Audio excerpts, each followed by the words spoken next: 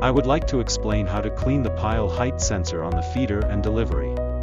If the pile height sensor is dirty, the main pile may not rise properly, which can cause malfunctions. Therefore, please clean it regularly. Do not use solvents when cleaning. The machine has sensors on both the light emitting and light receiving sides, so please clean each side. Now, let's begin the cleaning process.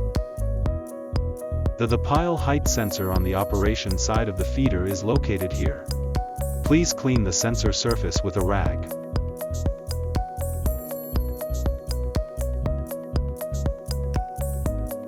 The sensor on the drive side is on the opposite side of the operating side sensor. Please clean the sensor surface in the same way.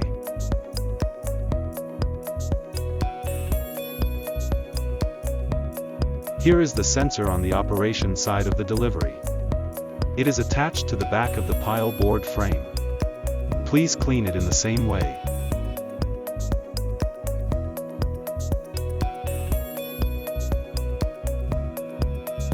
Here is the sensor on the drive side of the delivery section.